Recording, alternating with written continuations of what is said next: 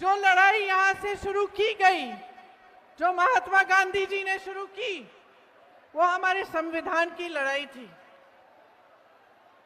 आप सब जानते हैं कि इस संविधान ने आपको क्या दिया।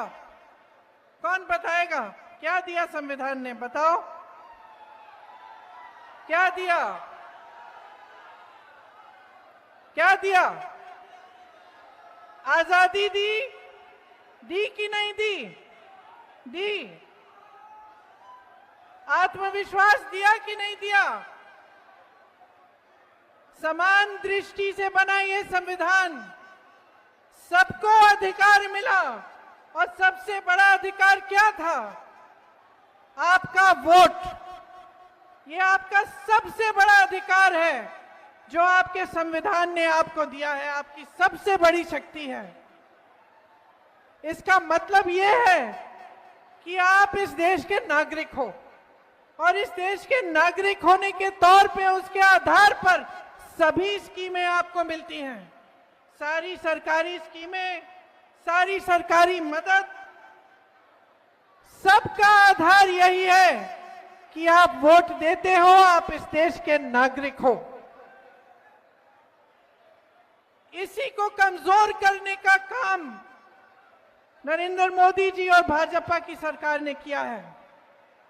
20 सालों से एनडीए की सरकार चली है बिहार में। आपके अधिकार मजबूत नहीं बने, कमजोर बने। आपको समानता की दृष्टि से नहीं देखा गया, आपका वोट खतरे में डाला गया। बांटने की राजनीति की, ताकि मजहब में बैर हो, ताकि जातियों में बैर हो, इसकी राजनीति की। एक झूठा राष्ट्रवाद पूरे देश भर में और यहां पर भी उन्होंने आपको दिखाया। आपका ध्यान भटकाने के लिए कभी कोई मुद्दा उठाया, कभी कोई और मुद्दा उठाया।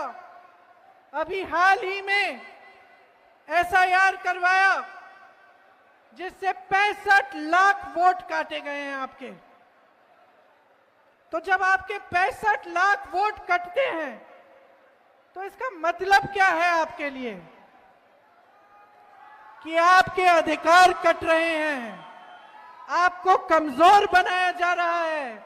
जितनी भी स्कीमें हैं, जितनी भी सरकारी स्कीम आपको मिलती हैं, जितनी भी सरकारी फायदे आपको मिलते हैं सरकारी, वो सब कमजोर बन जाएंगे। तो आपको समझना बहुत जरूरी है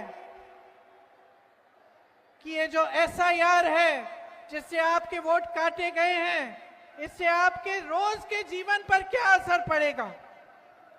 आपके रोज के जीवन में कई ऐसी चीजें हैं जो स्कीम द्वारा आपको मिलती हैं, जो सरकार द्वारा मिलती हैं, उन सब को कमजोर किया जाने का काम है ये। उन सब को आस्ते आस्ते आपके पास पहुंचाने से रोकने का काम है।